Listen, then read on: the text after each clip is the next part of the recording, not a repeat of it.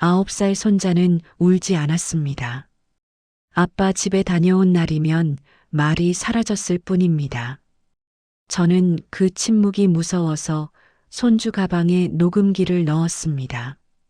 그리고 그 안에는 듣고 싶지 않았던 진실이 담겨 있었습니다. 초겨울로 접어든 11월, 전북 군산의 바닷바람은 유난히 차가웠습니다. 저는 이곳에서 평생을 살아온 65 김정희입니다. 반찬 가게를 하며 두 자식을 키웠고 지금은 9살 손자 민우를 돌보며 살아가고 있습니다. 가게 문을 닫고 집으로 돌아오는 길은 늘 익숙했지만 요즘은 현관문을 열 때마다 가슴이 먼저 조여왔습니다. 민우가 어떤 모습으로 앉아 있을지 알 수 없었기 때문입니다. 현관문을 열자 불도 켜지지 않은 거실 소파 끝에 민우가 앉아 있었습니다. 아이는 고개를 숙인 채 꼼짝도 하지 않았습니다. 부르지 않았는데도 제 발소리를 듣자 어깨가 순간 움찔했습니다. 저는 그 모습에서 이상함을 느꼈습니다. 9살 아이가 할머니 귀가 소리에 놀란다는 것이 자연스럽지 않았습니다. 민우는 울지 않았고 떨지도 않았습니다. 다만 아빠 집에서 돌아오는 날이면 늘 이렇게 말없이 굳어 있었습니다. 민우야, 할머니 왔다. 배고프지? 대답이 없었습니다. 아이는 고개만 천천히 끄덕였습니다. 저는 부엌으로 가서 미리 준비해둔 반찬으로 밥상을 차렸습니다. 민우가 좋아하는 계란말이도 구웠습니다. 하지만 아이는 숟가락을 들지 않았습니다. 밥알 몇 개를 입에 넣고는 삼키지도 않고 가만히 있었습니다. 저는 물을 한 잔 따라 건네며 다시 물었습니다. 아빠한테 뭐 있었어? 민우는 고개를 저었습니다. 말은 하지 않았지만 눈빛이 흔들렸습니다. 저는 더 캐묻지 않았습니다. 아이를 다그치면 안 된다는 걸 알고 있었습니다. 하지만 그 침묵이 저를 조금씩 무너뜨리고 있었습니다. 민우는 예전에는 말이 많은 아이였습니다. 학교에서 있었던 일을 신나게 떠들고 친구 이름을 줄줄이 외우던 아이였습니다. 그런데 지금은 입을 열지 않았습니다. 밤이 되자 민우는 방으로 들어갔습니다. 저는 설거지를 하면서 귀를 기울였습니다. 아이 방에서는 아무 소리도 들리지 않았습니다. 책 넘기는 소리도 장난감 만지는 소리도 없었습니다. 저는 불안한 마음에 문틈으로 살짝 들여다보았습니다. 민우는 이불을 목까지 끌어올린 채 천장을 바라보고 있었습니다. 눈을 감지도 않고 움직이지도 않았습니다. 그저 가만히 누워 있을 뿐이었습니다. 1시간쯤 지나 다시 확인했을 때도 아이는 같은 자세였습니다. 저는 방문을 조용히 닫고 거실로 돌아왔습니다. 가슴속에서 무언가가 무겁게 가라앉았습니다. 이건 단순히 적응 기간이 아니었습니다. 민우의 아빠, 제 아들 박재호는 2해 전 아내를 잃었습니다. 며느리는 산후 우울증이라는 말만 남기고 세상을 떠났습니다. 장례식장에서 저는 며느리 손을 붙잡고 몰라줘서 미안하다는 말만 되뇌었습니다. 그 후 재호는 혼자 아이를 키우다 재혼했고 저는 아이에게 새 가정이 도움이 되길 바랐습니다.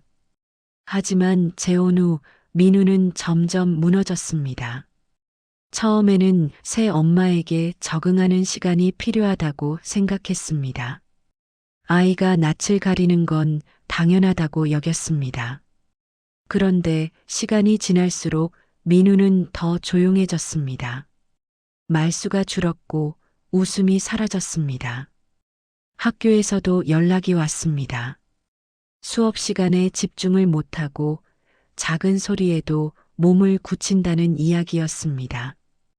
저는 아들에게 조심스럽게 말했지만 돌아오는 대답은 늘 같았습니다. 훈육 중입니다, 어머니. 남자아이는 강해야 해요. 약해지면 안 됩니다. 저는 그 말을 믿으려 애썼습니다. 아들이 거짓말을 할 리 없다고, 그저 아빠로서 엄하게 키우는 거라고 스스로를 달랬습니다. 그게 아니라고 인정하는 순간 제 삶이 무너질 것 같았기 때문입니다. 하지만 민우를 볼 때마다 그 확신은 흔들렸습니다. 며칠 뒤 민우는 학교에서 돌아와 현관에 신발을 벗어두고는 방으로 들어갔습니다. 인사도 없었고 가방도 던져둔 채였습니다. 저는 가방을 정리하다가 알림장을 보았습니다. 선생님의 메모가 적혀 있었습니다. 민우가 점심시간에 혼자 앉아 있었습니다. 친구들이 말을 걸어도 대답을 하지 않았습니다. 집에서 무슨 일이 있는지 확인 부탁드립니다. 저는 알림장을 든 손이 떨렸습니다. 민우 방으로 가서 문을 두드렸습니다. 민우야, 할머니 들어가도 돼? 대답이 없었습니다. 저는 문을 천천히 열었습니다. 민우는 책상 앞에 앉아 있었지만 책을 펴지 않았습니다. 연필도 쥐지 않았습니다. 그냥 가만히 앉아서 창밖만 바라보고 있었습니다. 저는 아이 옆에 앉으며 조심스럽게 말을 꺼냈습니다. 선생님이 오늘 혼자 있었다고 하시던데 친구들이랑 안 놀았어? 민우는 고개를 저었습니다. 말은 하지 않았습니다. 저는 더 묻고 싶었지만 참았습니다. 아이를 다그치는 건 옳지 않다는 걸 알았습니다. 하지만 제 안에서는 불안이 점점 커져갔습니다. 이 아이가 무언가를 숨기고 있다는 확신이 들었습니다. 그리고 그 무언가는 아이 스스로 말할 수 없을 만큼 무겁다는 것도요. 그날 밤 민우는 또다시 잠들지 못했습니다. 저는 복도에서 아이 방을 지켜보았습니다. 민우는 이불 속에서 몸을 웅크리고 있었습니다. 숨소리만 작게 들렸습니다. 저는 가슴이 찢어지는 것 같았습니다. 하지만 무엇을 해야 할지 알 수 없었습니다. 아이에게 물어봐야 할까요? 아니면 아들에게 다시 이야기해야 할까요? 저는 그 어느 쪽도 확신할 수 없었습니다. 다만 한 가지는 분명했습니다. 이 침묵을 더 이상 그냥 두고 볼 수는 없다는 것이었습니다. 며칠을 고민한 끝에 저는 아들 집을 찾아가기로 했습니다. 민우에게 직접 묻는 것보다 상황을 눈으로 확인하는 편이 낫겠다는 생각이 들었습니다. 저는 전화도 하지 않고 평택으로 향했습니다. 버스에서 내려 아파트 단지를 걸어 들어가는 동안 가슴이 두근거렸습니다. 무엇을 보게 될지, 무엇을 확인하게 될지 알 수 없었습니다. 엘리베이터 안에서 저는 손에 든 과일 봉지를 꽉 쥐었습니다. 초인종을 누르자 며느리 서연이 문을 열었습니다. 어머님 오신다고 말씀하시지 그러셨어요. 서연은 놀란 표정이었지만 반갑게 맞아주었습니다. 저는 현관을 들어서며 거실을 둘러보았습니다. 깨끗하게 정돈된 집이었습니다. 소파에는 낯선 여자가 앉아 차를 마시고 있었습니다. 서연이 소개했습니다. 제 언니예요. 이모 지연이요. 요즘 자주 들러서 민우 봐주고 있어요. 지연은 일어나 인사했습니다. 단정한 인상에 차분한 말투였습니다. 저는 고개를 끄덕이며 인사를 받았지만 시선은 민우에게 가 있었습니다.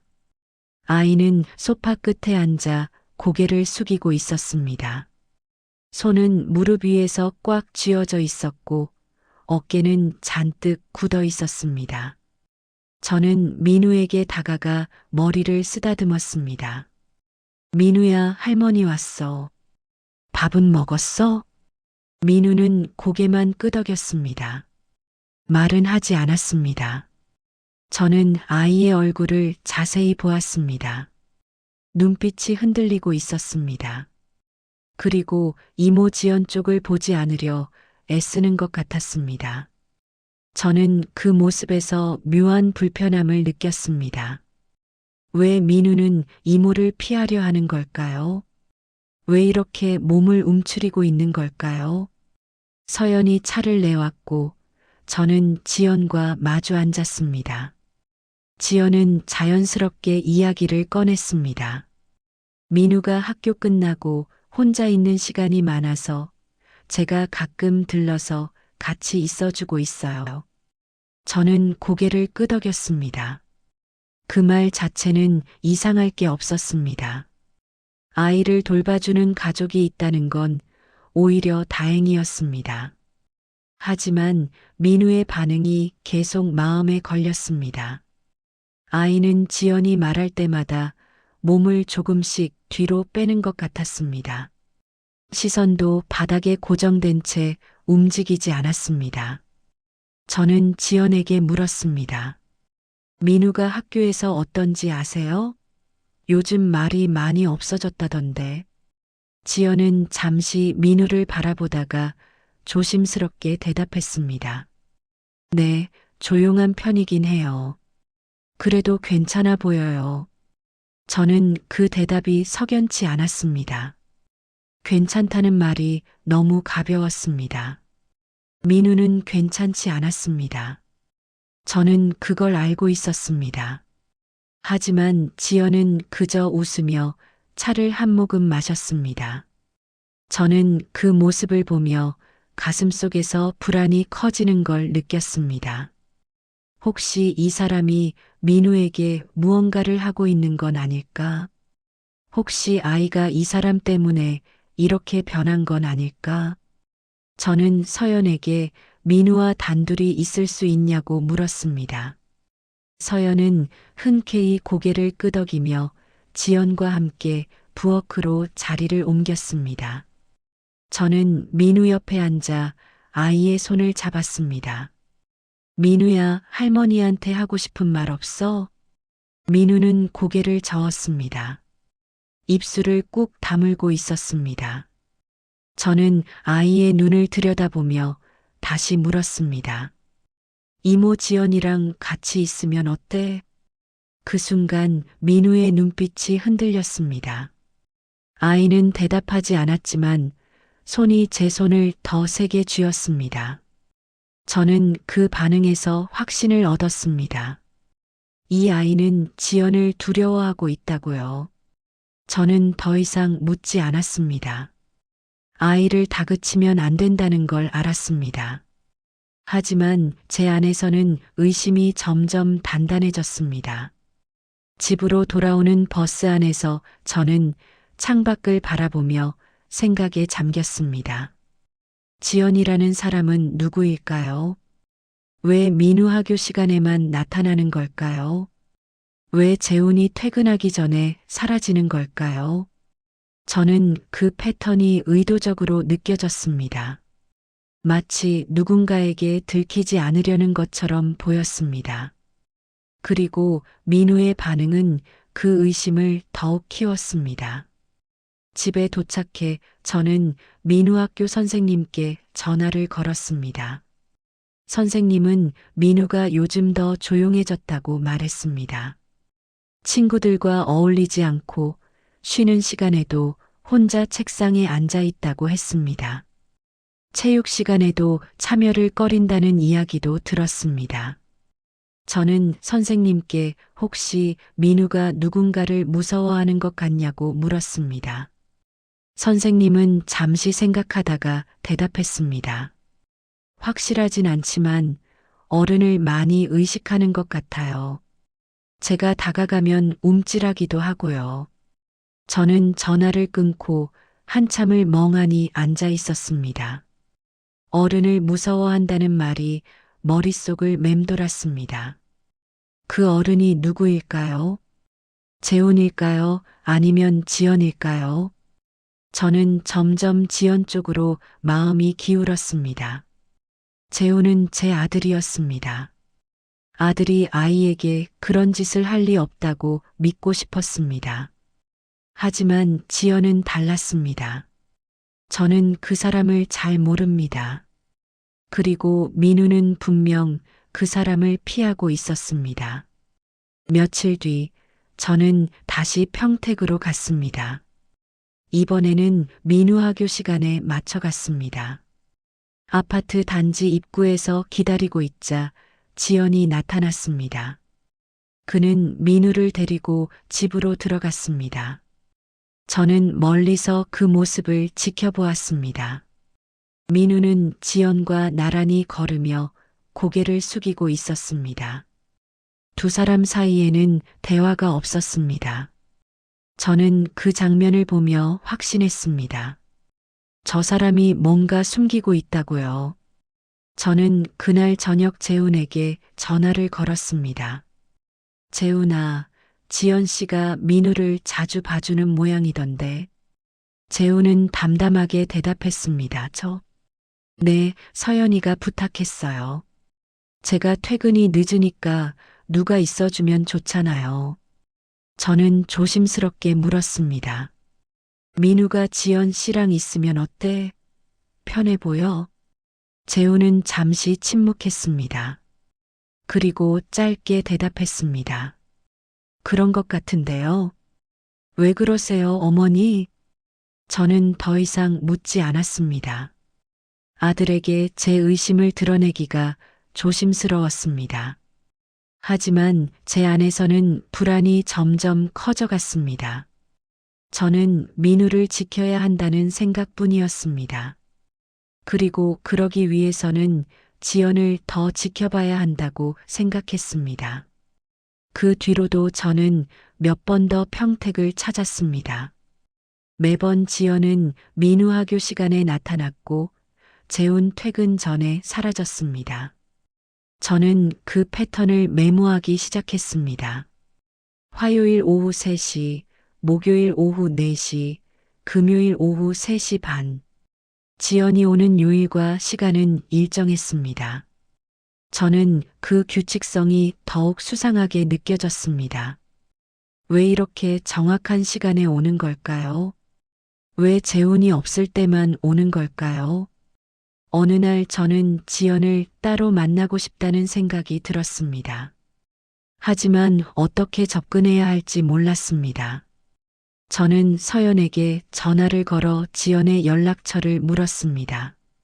서연은 의아해하면서도 번호를 알려주었습니다. 저는 그 번호를 핸드폰에 저장하고 한참을 바라보았습니다. 전화를 걸어야 할까요? 아니면 직접 만나야 할까요? 저는 결정을 내리지 못한 채 며칠을 보냈습니다. 그러던 어느 밤 민우가 제 방 앞에 섰습니다. 저는 잠결에 문 앞 그림자를 보았습니다. 아이는 문을 두드리지 않았습니다. 그냥 서 있다가 조용히 돌아갔습니다. 저는 벌떡 일어나 문을 열었지만 민우는 이미 자기 방으로 들어간 뒤였습니다. 저는 아이 방문 앞에 서서 한참을 망설였습니다.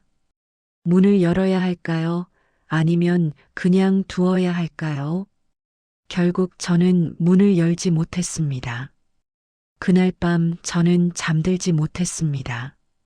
민우가 왜 제 방 앞에 섰을까요? 무슨 말을 하려 했을까요? 저는 그 질문에 대한 답을 알 수 없었습니다. 하지만 한 가지는 분명했습니다. 이 아이는 도움을 요청하고 있다는 것이었습니다.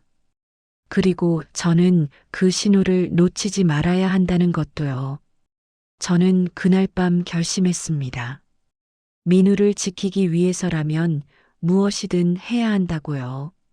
설령 그것이 제 아들을 그리고 제 가족을 의심하는 일이라 해도요. 민우가 제 방 앞에 섰던 그날 밤 이후 저는 며칠 동안 잠을 제대로 이루지 못했습니다. 눈을 감으면 아이의 뒷모습이 떠올랐습니다.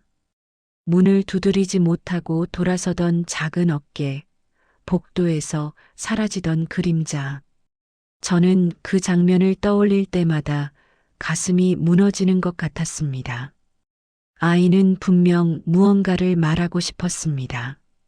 하지만 말할 수 없었습니다. 저는 그 이유를 알아야만 했습니다. 하지만 어떻게 해야 할지 몰랐습니다. 민우에게 직접 물어볼 수도 없었습니다.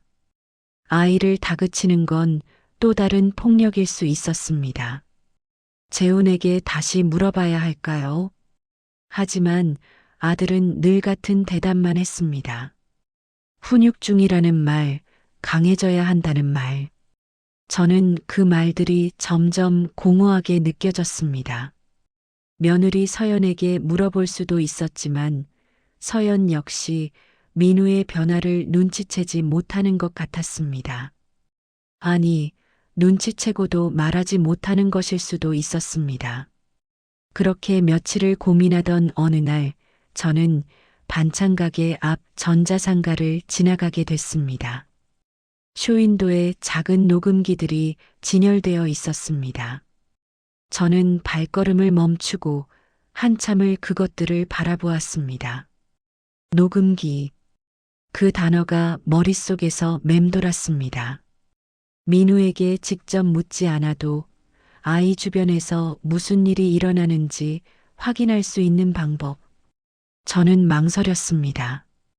이건 옳은 일일까요? 손주를 몰래 감시하는 건 아닐까요?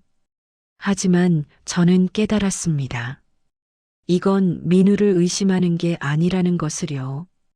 저는 어른들을 의심하고 있었습니다. 재훈의 말을, 지연의 행동을, 그리고 제가 보지 못하는 시간 동안 무슨 일이 벌어지는지를 확인하고 싶었습니다. 저는 가게 문을 열고 들어갔습니다. 점원은 친절하게 여러 종류의 녹음기를 보여주었습니다. 저는 가장 작은 것을 골랐습니다. 손바닥에 쏙 들어오는 크기였습니다. 점원이 사용법을 설명했지만 저는 제대로 듣지 못했습니다. 머릿속이 복잡했습니다. 이걸 정말 사용해야 할까요? 만약 아무 일도 없다면 어떡하죠? 만약 제 의심이 틀렸다면 저는 민우와 재훈에게 어떻게 사과해야 할까요? 하지만 민우의 얼굴이 떠올랐습니다. 말없이 굳어있던 모습, 밤마다 천장을 바라보던 모습, 제 방 앞에서 돌아서던 뒷모습. 저는 녹음기를 샀습니다. 돈을 내는 손이 떨렸습니다. 점원이 건네준 봉투를 받아들고 가게를 나왔습니다. 가슴이 두근거렸습니다. 저는 이제 돌아갈 수 없는 길을 걷고 있다는 걸 느꼈습니다. 집으로 돌아와 저는 녹음기를 꺼내 사용법을 다시 익혔습니다. 버튼 하나만 누르면 녹음이 시작됐습니다.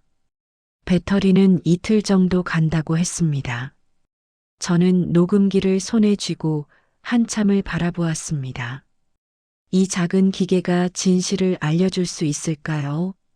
저는 깊게 숨을 들이쉬었습니다. 민우는 그날도 학교에서 돌아와 방으로 들어갔습니다.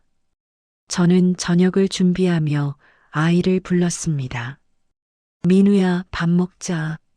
민우는 나와서 식탁에 앉았습니다. 저는 아이 얼굴을 보며 마음속으로 되뇌었습니다. 미안하다고 하지만 이렇게라도 해야 한다고. 밥을 먹는 동안 저는 말을 거의 하지 않았습니다. 민우도 조용히 밥만 먹었습니다.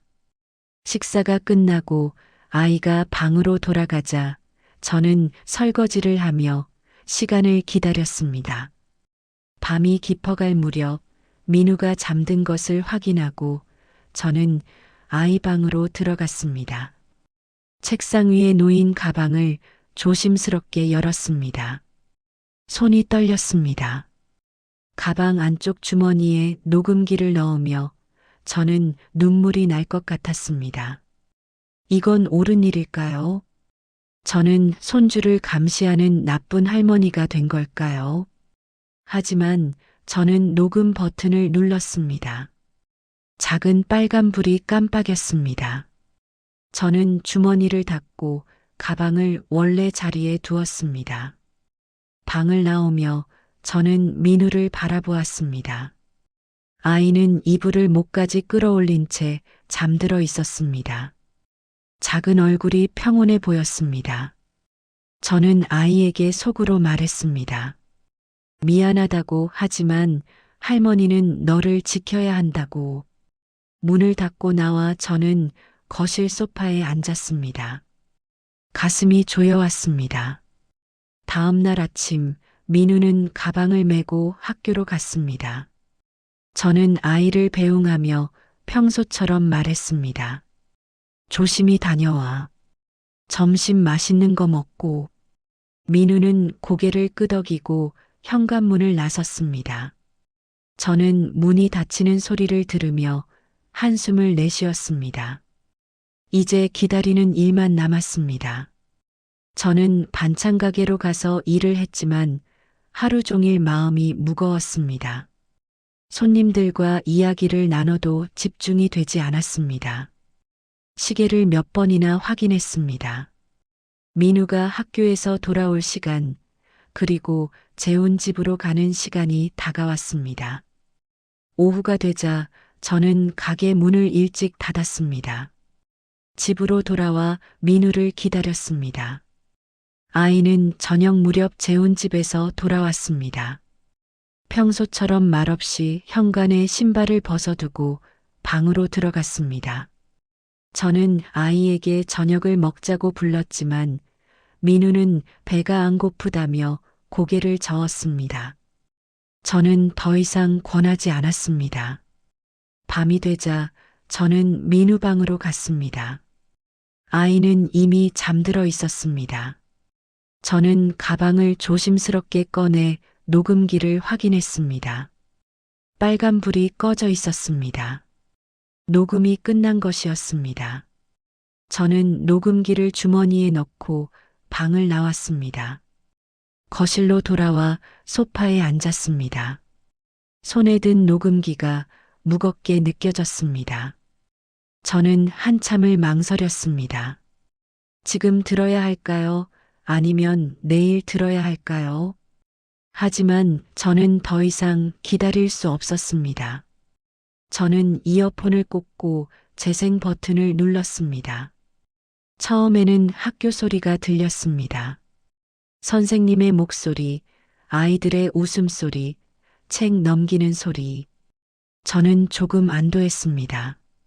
민우가 학교에서는 괜찮은 것 같았습니다. 점심시간이 지나고 학교 시간이 되자 복도를 걷는 발걸음 소리가 들렸습니다. 그리고 차 안에서의 대화 소리, 서연의 목소리였습니다. 민우야, 오늘 학교 어땠어? 민우의 대답은 짧았습니다. 괜찮았어요. 그 뒤로는 긴 침묵이 이어졌습니다. 저는 녹음을 계속 들었습니다. 집에 도착한 소리, 문 여는 소리, 그리고 거실에서의 작은 대화들. 지연의 목소리도 들렸습니다. 하지만 특별한 건 없었습니다. 저는 점점 지쳐갔습니다. 혹시 제 의심이 틀린 걸까요? 혹시 민우는 정말 괜찮은 걸까요? 하지만 밤이 되자 상황이 달라졌습니다.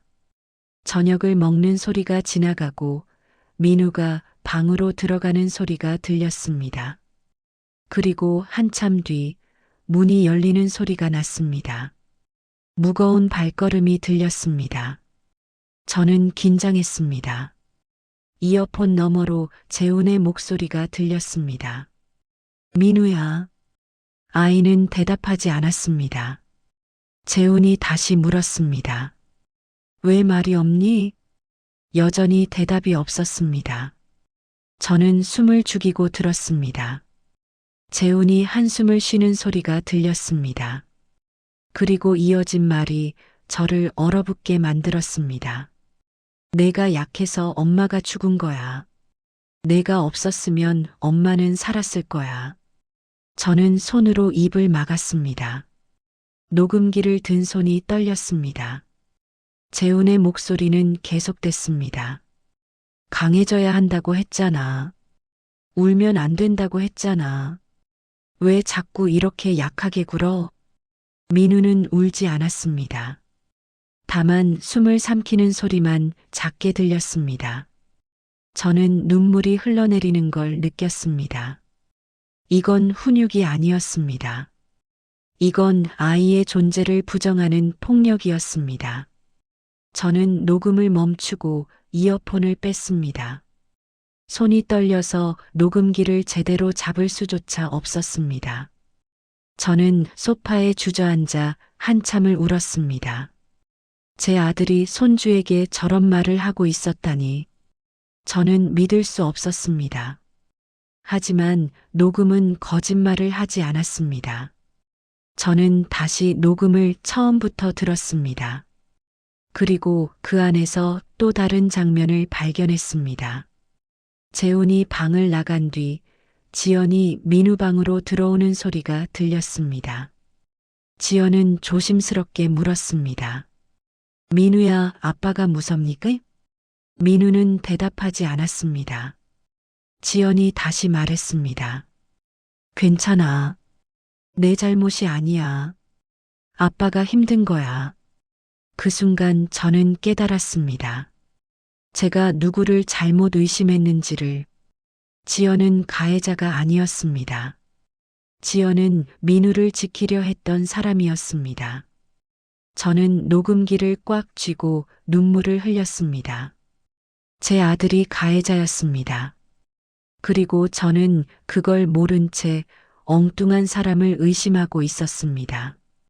저는 녹음을 처음부터 다시 들었습니다. 손이 떨렸지만 멈출 수 없었습니다. 학교 종소리, 선생님의 수업 시작 멘트, 아이들이 교과서를 꺼내는 소리. 민우는 학교에서 조용했지만 특별히 이상한 점은 없었습니다. 쉬는 시간에도 친구들이 말을 걸었고 민우는 짧게나마 대답했습니다. 저는 그 소리를 들으며 조금씩 안심했습니다. 학교에서만큼은 민우가 괜찮은 것 같았습니다. 점심시간이 지나고 학교 시간이 되었습니다. 복도를 걷는 발걸음 소리, 현관에서 신발을 신는 소리, 차에 타는 소리가 이어졌습니다. 서연의 목소리가 들렸습니다. 민우야, 오늘 학교 어땠어? 재미있었어? 민우는 짧게 대답했습니다. 네. 서연이 다시 물었습니다. 점심은 뭐 먹었어? 민우는 조금 더 길게 대답했습니다. 김치찌개요. 대화는 거기서 끝났습니다. 차 안은 다시 조용해졌습니다. 저는 녹음을 들으며 서연의 목소리에서 어딘가 조심스러움을 느꼈습니다. 마치 아이에게 말을 걸되 너무 깊이 들어가지 않으려는 것 같았습니다. 저는 그 미묘한 거리감이 신경 쓰였습니다. 집에 도착한 소리가 들렸습니다. 문 여는 소리, 현관에 가방 두는 소리, 거실로 걸어 들어가는 발걸음, 그리고 익숙한 목소리가 들렸습니다. 지연이었습니다. 민우야, 왔어? 손 씻고 와. 간식 준비했어. 민우는 대답 없이 화장실로 가는 소리가 들렸습니다. 저는 긴장했습니다. 지연과 민우가 단둘이 있는 시간. 이제 뭔가 드러날 거라고 생각했습니다. 하지만 들리는 건 평범한 일상뿐이었습니다. 지연이 과일을 깎는 소리, 접시를 꺼내는 소리, 물을 따르는 소리, 민우가 돌아와 간식을 먹는 소리. 시간이 흐르고 저녁이 되었습니다. 재훈이 퇴근하는 소리가 들렸습니다. 현관문 열리는 소리, 신발 벗는 소리, 거실로 들어오는 발걸음. 재훈이 말했습니다. 다녀왔습니다. 서연이 대답했습니다. 오셨어요. 씻고 오세요. 밥 차릴게요. 지연은 그 시간에 맞춰 집을 나갔습니다. 저는 그 패턴을 다시 확인했습니다. 지연은 늘 재훈이 오기 전에 사라졌습니다. 저는 그게 여전히 수상하게 느껴졌습니다. 하지만 녹음은 계속됐습니다. 저녁을 먹는 소리가 들렸습니다. 숟가락 부딪히는 소리, 국 마시는 소리, 반찬 먹는 소리. 대화는 거의 없었습니다. 재훈이 가끔 민우에게 물었습니다. 학교 어땠어? 민우는 짧게 대답했습니다. 괜찮았어요. 재훈이 다시 물었습니다. 숙제는? 민우가 대답했습니다. 했어요. 그게 전부였습니다. 저는 녹음을 들으며 그 짧은 대화들이 이상하게 느껴졌습니다. 아버지와 아들 사이라고 믿기 힘들 만큼 건조했습니다. 마치 의무적으로 묻고 답하는 것 같았습니다. 감정이 없었습니다. 저녁이 끝나고 설거지 소리가 들렸습니다. 민우가 방으로 들어가는 소리도 들렸습니다. 문 닫는 소리, 그리고 한참의 침묵. 저는 이어폰을 귀에 바짝 붙이고 집중했습니다. 민우 방에서는 아무 소리도 들리지 않았습니다. 아이는 숙제를 하는지, 책을 읽는지, 아니면 그냥 누워 있는지 알 수 없었습니다. 시간이 더 흘렀습니다. 아마 밤 9시쯤 되었을 것입니다. 그때 민우 방 문이 열리는 소리가 들렸습니다. 저는 긴장했습니다. 무거운 발걸음이 복도를 걸어왔습니다. 민우 방 문을 여는 소리, 그리고 재훈의 목소리가 들렸습니다. 민우야. 민우는 대답하지 않았습니다. 재훈이 다시 불렀습니다. 민우야, 아빠 말 안 들려? 여전히 대답이 없었습니다. 저는 숨을 죽였습니다. 재훈이 한숨을 쉬는 소리가 들렸습니다. 길고 깊은 한숨이었습니다. 그리고 이어진 말이 저를 얼어붙게 만들었습니다. 왜 말이 없니? 왜 자꾸 이렇게 입을 다물고 있어? 민우는 여전히 대답하지 않았습니다. 재훈의 목소리가 조금 높아졌습니다. 내가 이렇게 약해서 엄마가 죽은 거야. 알아? 내가 태어나지 않았으면 엄마는 지금 살아있을 거야. 저는 손으로 입을 막았습니다. 눈물이 흘러내렸습니다. 녹음기를 든 손이 떨렸습니다. 재훈의 목소리는 계속됐습니다. 강해져야 한다고 몇 번을 말했어? 남자가 이렇게 약하면 어떡해? 울면 안 된다고 했잖아. 민우는 울지 않았습니다. 다만 숨을 삼키는 소리만 작게 들렸습니다. 저는 그 소리가 너무나 선명하게 들렸습니다. 아이는 울음을 참고 있었습니다. 소리 내지 않으려고 애쓰고 있었습니다. 재훈이 다시 말했습니다. 대답해. 왜 말이 없어? 민우가 작게 대답했습니다. 죄송해요. 재훈이 말했습니다.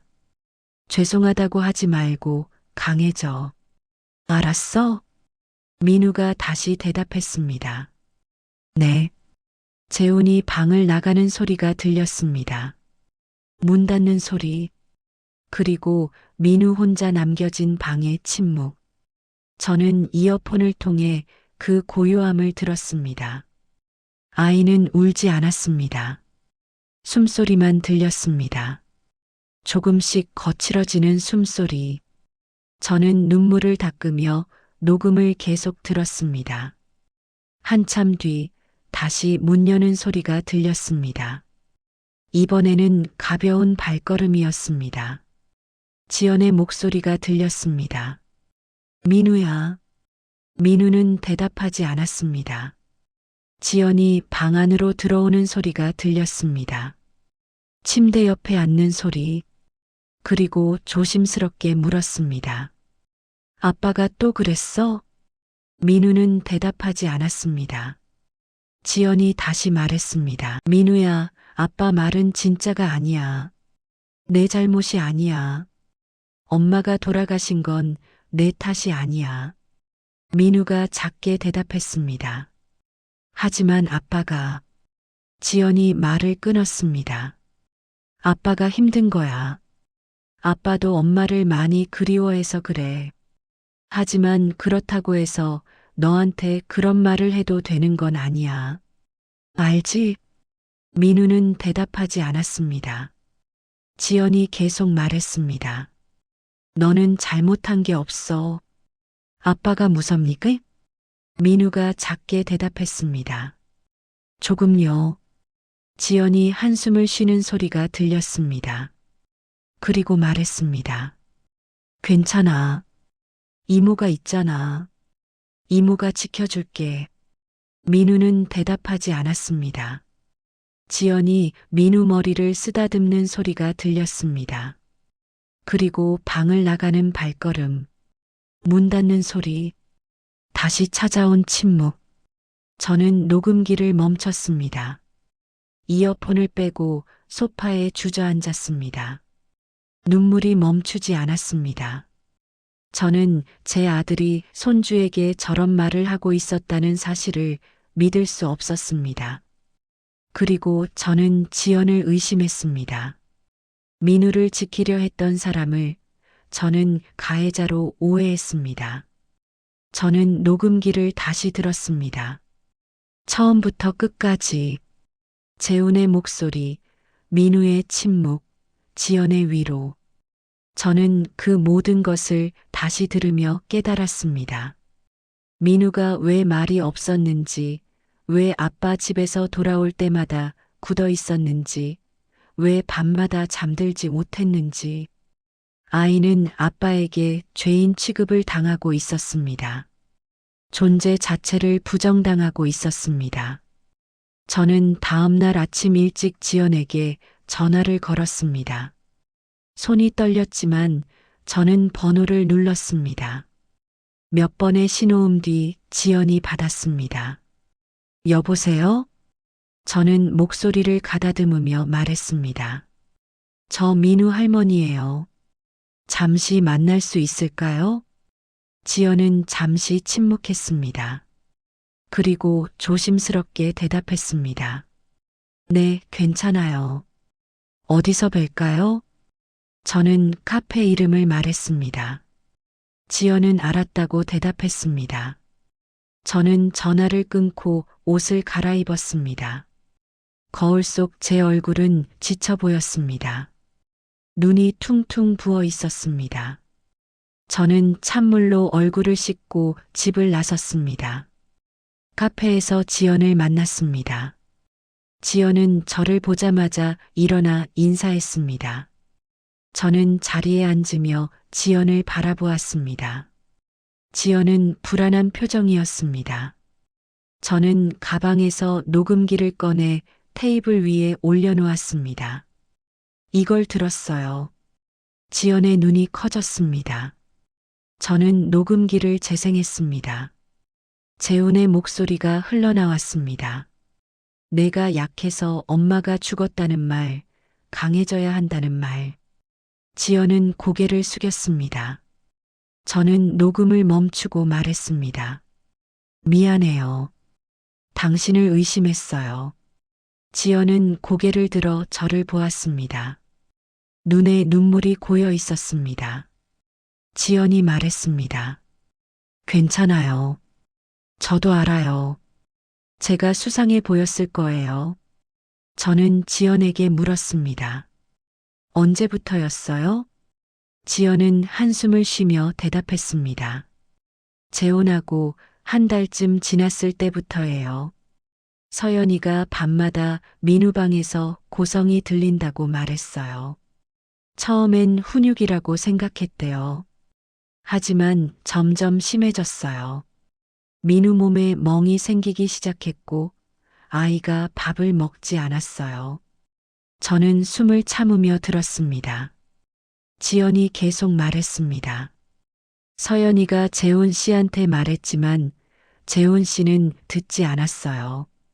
오히려 서연이를 다그쳤어요. 아이 교육에 간섭하지 말라고. 서연이는 무서워서 더 이상 말하지 못했어요. 저는 눈물을 닦으며 물었습니다. 그래서 당신이 온 거예요? 지연이 고개를 끄덕였습니다. 네. 제가 매일 가서 민우를 지켜보려고 했어요. 재훈 씨가 없을 때 민우한테 괜찮다고 내 잘못이 아니라고 말해주려고 했어요. 하지만 제가 할 수 있는 건 그게 전부였어요. 저는 법적으로 아무 권한도 없으니까요. 저는 지연의 손을 잡았습니다. 고맙습니다. 당신이 아니었으면 민우는 더 힘들었을 거예요. 지연은 눈물을 흘렸습니다. 저도 함께 울었습니다. 우리는 한참을 그렇게 앉아 있었습니다. 그리고 저는 결심했습니다. 이제 더 이상 숨길 수 없다고, 민우를 지켜야 한다고. 지연과의 대화는 2시간 넘게 이어졌습니다. 저는 지연에게 그동안 민우에게 무슨 일이 있었는지 자세히 물었습니다. 지연은 처음엔 말을 아꼈지만 점점 입을 열기 시작했습니다. 재훈이 재혼한 지 1달쯤 지났을 때부터 이상한 일들이 있었다고 했습니다. 서연이 밤에 잠을 이루지 못했고 민우 방에서 들리는 소리 때문에 괴로워했다는 것이었습니다. 지연이 말했습니다. 서연이가 처음엔 제게 말하지 않았어요. 부부 문제니까 간섭하면 안 된다고 생각했대요. 하지만 어느 날 새벽에 울면서 전화가 왔어요. 민우가 방에서 나오지 않고 재훈 씨는 화만 낸다고요. 저는 지연의 말을 들으며 가슴이 무너지는 것 같았습니다. 지연은 그날부터 서연 집에 자주 들렀다고 했습니다. 민우를 직접 보고 싶었고 아이가 혼자가 아니라는 걸 알려주고 싶었다고 했습니다. 처음 민우를 봤을 때 아이는 말이 거의 없었고 눈을 마주치지 않았다고 했습니다. 민우 팔에 멍이 있는 걸 봤어요. 서연이한테 물었더니 재훈 씨가 민우를 세게 잡았다고 하더라고요. 화내면서요. 저는 그게 학대라고 생각했어요. 하지만 서연이는 무서워서 아무 말도 못했어요. 저는 지연에게 왜 신고하지 않았냐고 물었습니다. 지연은 한숨을 쉬며 대답했습니다. 신고하려고 했어요. 하지만 증거가 없었어요. 멍은 시간이 지나면 사라지고 민우는 말하지 않았어요. 그리고 재훈 씨는 밖에서는 좋은 아빠처럼 행동했어요. 제가 신고해도 믿어줄지 확신할 수 없었어요. 저는 녹음기를 다시 꺼내 지연에게 건넸습니다. 이제 증거가 있어요. 지연은 녹음기를 받아들고 고개를 끄덕였습니다.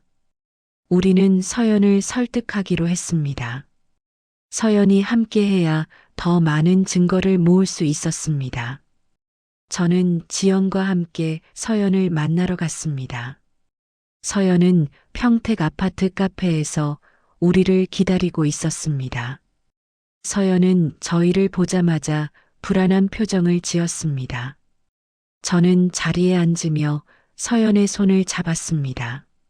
서연아, 우리 이야기 좀 하자.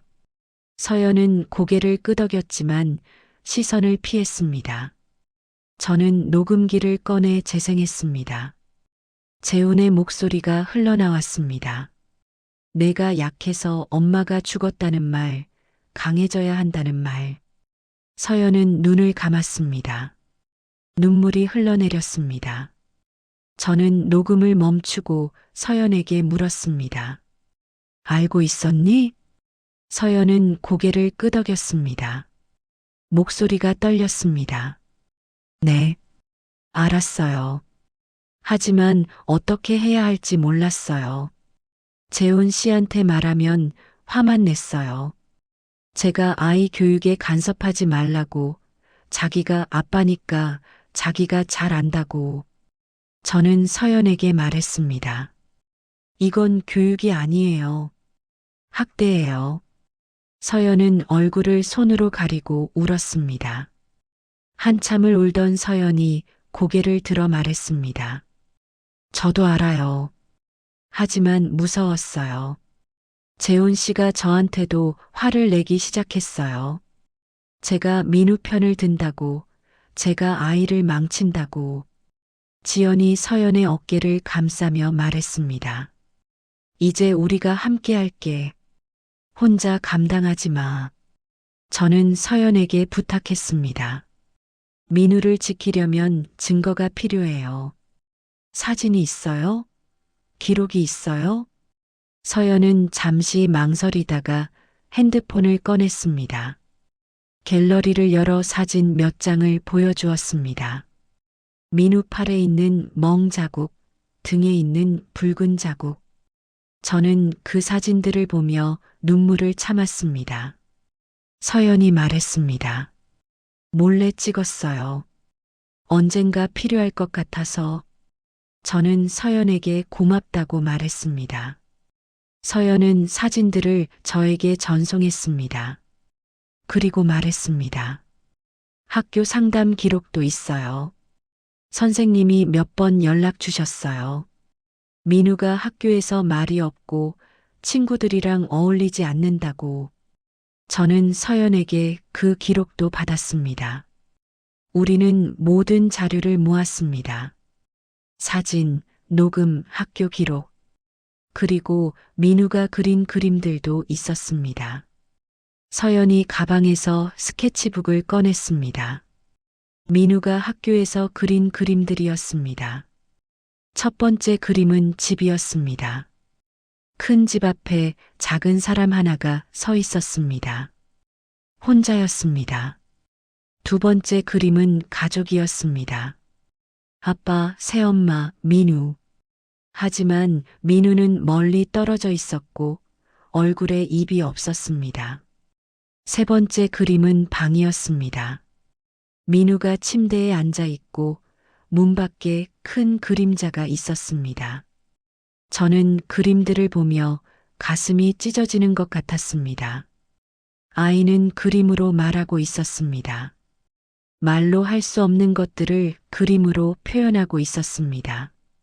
지연이 말했습니다. 이 그림들도 증거예요. 아이의 마음 상태를 보여주는 증거. 저는 그림들을 사진으로 찍었습니다. 모든 자료를 모은 뒤 우리는 다음 단계를 논의했습니다. 지연이 말했습니다. 상담센터에 가야 해요. 전문가의 의견이 필요해요. 저는 고개를 끄덕였습니다. 서연도 동의했습니다. 우리는 그날 바로 아동상담센터에 전화를 걸었습니다. 상담사는 빠른 시일 내에 민우를 데리고 오라고 했습니다.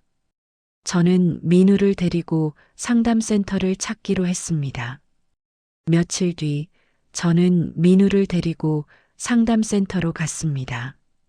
민우는 차 안에서 내내 말이 없었습니다. 저는 아이 손을 잡으며 말했습니다. 민우야, 우리 좋은 선생님 만나러 가는 거야.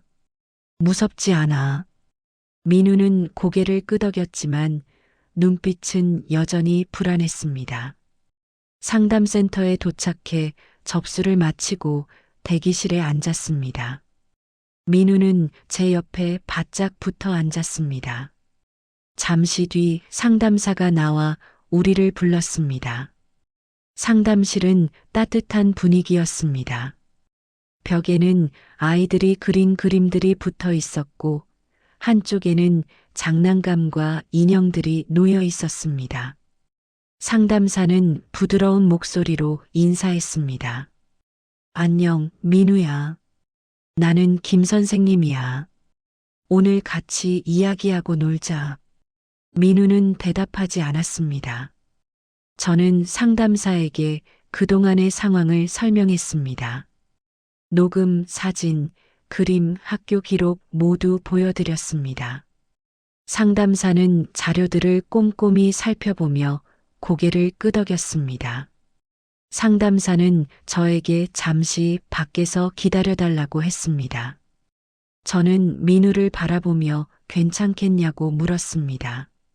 민우는 고개를 끄덕였습니다.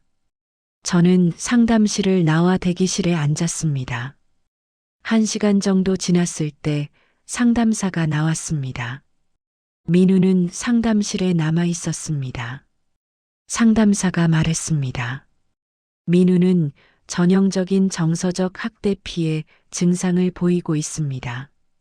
자존감이 매우 낮고 자기 자신을 나쁜 사람이라고 생각하고 있어요.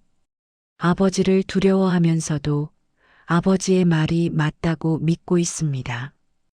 저는 가슴이 무너지는 것 같았습니다.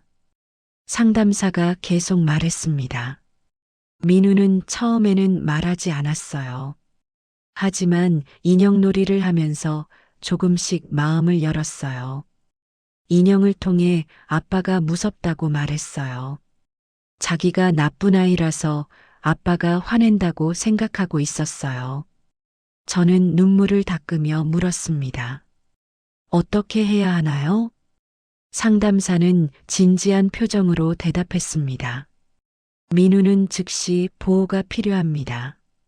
이대로 두면 아이의 정서 발달에 심각한 문제가 생길 수 있어요. 아동보호기관에 신고해야 합니다. 저는 한참을 망설였습니다. 신고를 하면 제 아들이 조사를 받게 됩니다. 가족이 무너질 수도 있습니다. 하지만 저는 민우를 생각했습니다. 아이의 떨리는 손, 말 없는 눈빛, 입 없는 그림. 저는 결심했습니다. 신고하겠습니다. 상담사는 고개를 끄덕이며 절차를 설명했습니다. 저는 상담사와 함께 아동보호기관에 연락했습니다. 기관에서는 빠르게 조사를 시작하겠다고 했습니다.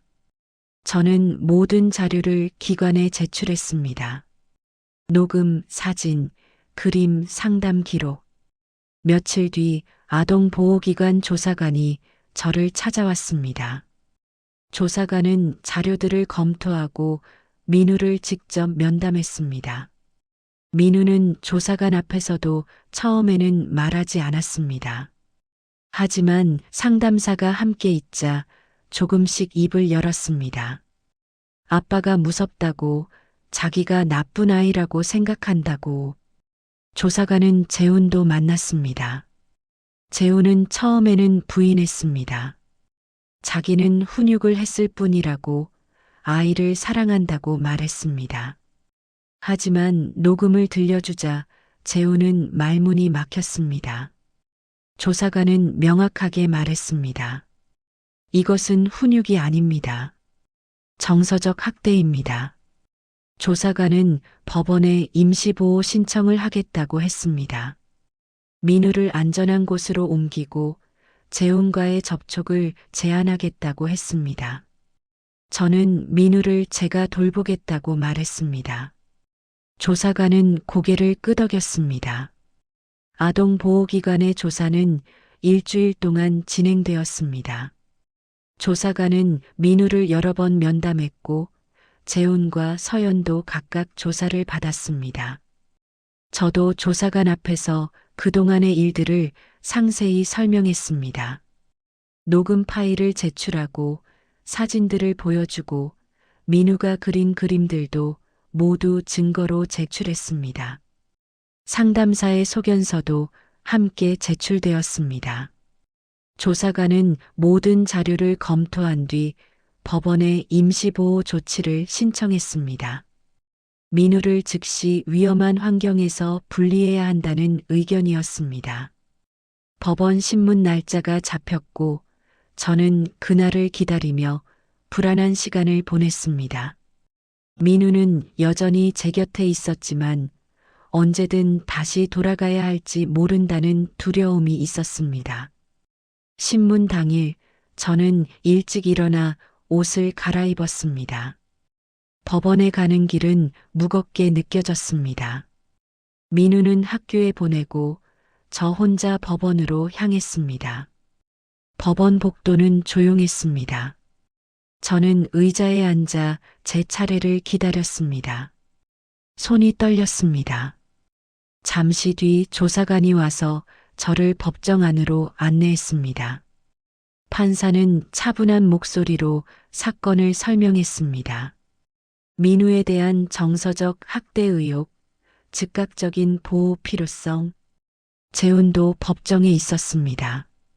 저는 아들을 보았지만 눈을 마주치지 못했습니다. 재훈은 고개를 숙이고 있었습니다. 판사가 재훈에게 물었습니다. 녹음 내용에 대해 변명할 것이 있습니까? 재훈은 잠시 침묵했습니다. 그리고 작게 대답했습니다. 제가 잘못했습니다. 판사는 고개를 끄덕이며 서류를 넘겼습니다. 그리고 판결을 내렸습니다. 민우에 대한 임시보호 조치. 할머니인 제가 임시보호자로 지정되었고 재훈과 민우의 접촉은 당분간 금지되었습니다. 재훈은 상담 프로그램을 이수해야 하며 정기적으로 진행 상황을 보고해야 했습니다.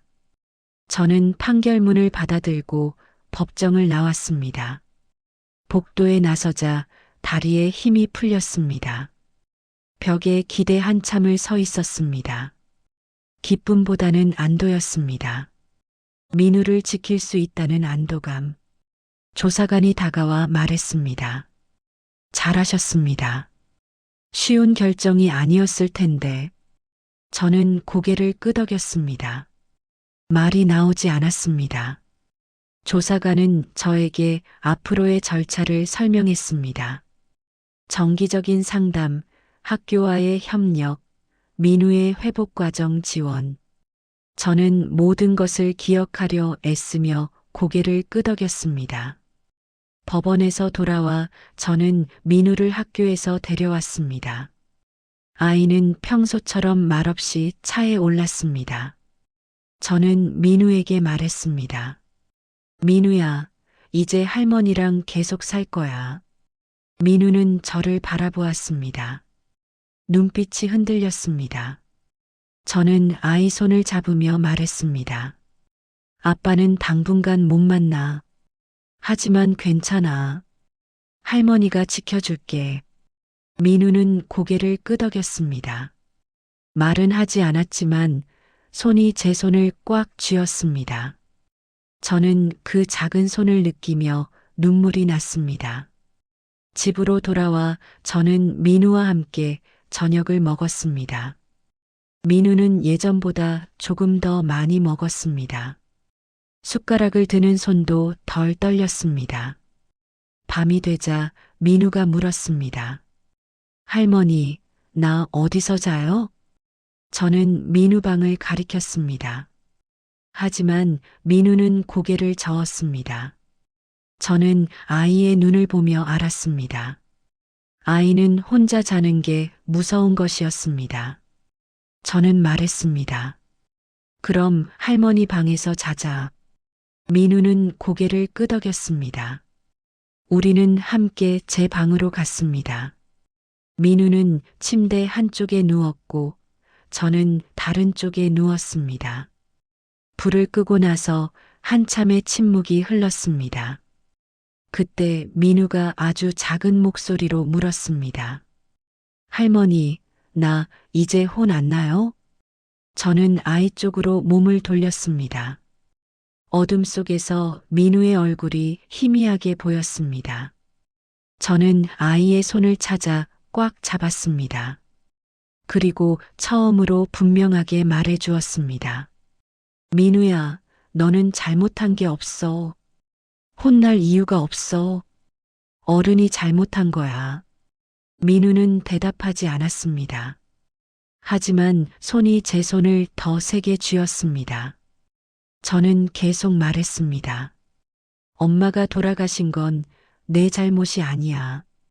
내가 태어나서 엄마가 행복했어. 엄마는 너를 사랑했어. 민우의 숨소리가 조금씩 거칠어졌습니다. 아이는 울고 있었습니다. 소리 내지 않고 조용히 울고 있었습니다. 저는 아이를 안았습니다. 민우는 제 품에서 한참을 울었습니다. 저도 함께 울었습니다. 우리는 그렇게 한참을 울다가 잠들었습니다. 다음 날 아침 민우는 저보다 먼저 일어나 있었습니다.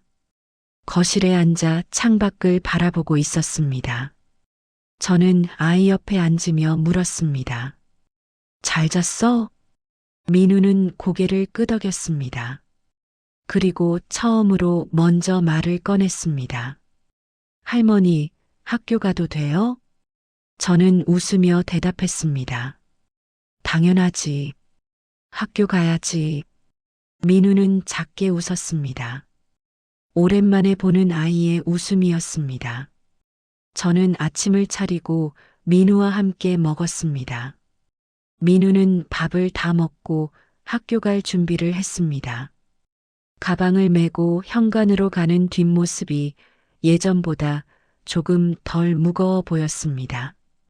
일주일이 지나고 민우는 조금씩 변했습니다. 말은 여전히 많지 않았지만 눈을 마주치기 시작했습니다. 저녁을 먹을 때 학교 이야기를 조금씩 했습니다. 친구 이름을 한두 번 언급했습니다. 밤에는 제 방에서 함께 잤지만 악몽을 꾸는 횟수가 줄었습니다. 잠을 깊이 자기 시작했습니다. 한 달쯤 지났을 때 민우는 상담센터에서 정기 상담을 받았습니다. 상담사는 민우가 조금씩 회복하고 있다고 말했습니다. 자존감이 여전히 낮지만 예전보다 자기 자신을 덜 탓하고 있다고 했습니다. 아빠에 대한 두려움도 줄어들고 있다고 했습니다. 상담사는 저에게 말했습니다. 할머니가 잘 지켜주고 계세요. 민우에게 안전한 어른이 필요했는데 할머니가 그 역할을 해주고 계십니다. 저는 상담사의 말에 고개를 끄덕였습니다. 하지만 여전히 걱정이었습니다. 민우가 완전히 회복할 수 있을까요? 상담사는 말했습니다. 시간이 필요해요. 민우는 몇 년 동안 상처를 받았어요. 회복도 시간이 걸릴 거예요. 하지만 지금처럼만 해주시면 돼요. 저는 민우를 데리고 상담센터를 나왔습니다. 민우는 제 손을 잡고 걸었습니다. 예전에는 제가 먼저 손을 잡아야 했지만 이제는 민우가 먼저 손을 내밀었습니다.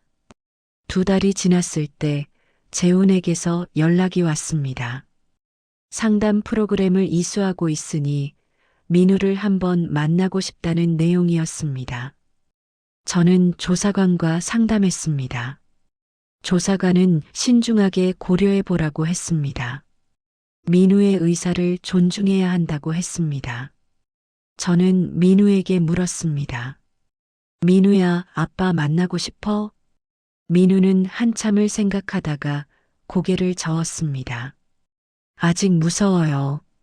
저는 아이 머리를 쓰다듬으며 말했습니다. 그래. 무서우면 안 만나도 돼. 내가 준비되면 그때 만나자. 민우는 고개를 끄덕였습니다. 저는 재훈에게 답장을 보냈습니다. 민우가 아직 준비되지 않았다고, 조금 더 시간이 필요하다고 했습니다. 재훈은 이해한다고 답했습니다. 3달이 지났을 때 민우는 처음으로 자기 방에서 자겠다고 했습니다.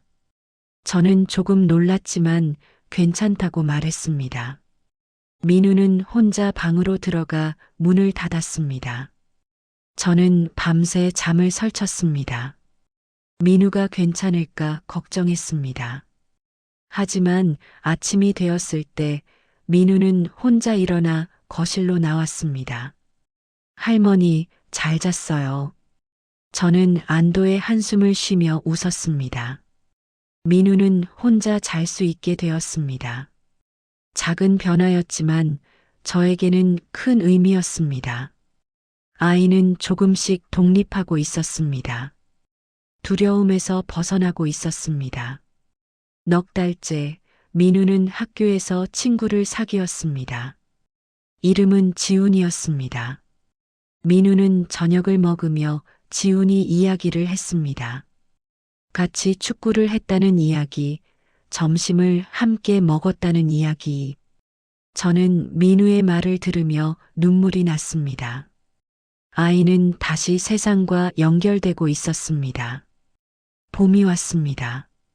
민우와 저는 집 근처 공원을 산책했습니다. 벚꽃이 피어 있었습니다. 민우는 꽃잎을 주우며 웃었습니다. 저는 아이를 바라보며 생각했습니다. 여전히 민우는 완전히 회복되지 않았습니다. 가끔 악몽을 꾸고 가끔 두려움에 떨었습니다. 하지만 예전과는 달랐습니다. 이제 민우는 웃을 수 있었습니다. 친구와 놀 수 있었습니다. 잠을 잘 수 있었습니다. 저는 깨달았습니다. 아이를 지키는 일은 가족이라는 이름 뒤에 숨은 폭력을 드러내는 일이라는 것을요. 혈연이 항상 안전을 보장하지 않는다는 것을요. 그리고 그 용기는 언제나 어른의 몫이라는 것을요. 민우가 제 손을 잡고 말했습니다. 할머니, 저기 그네 타도 돼요? 저는 웃으며 대답했습니다. 그럼 가자. 우리는 함께 그네로 걸어갔습니다. 민우는 그네에 앉아 발을 굴렀습니다. 점점 높이 올라갔습니다. 저는 뒤에서 민우를 밀어주었습니다. 민우는 웃으며 말했습니다. 더 높이요, 할머니.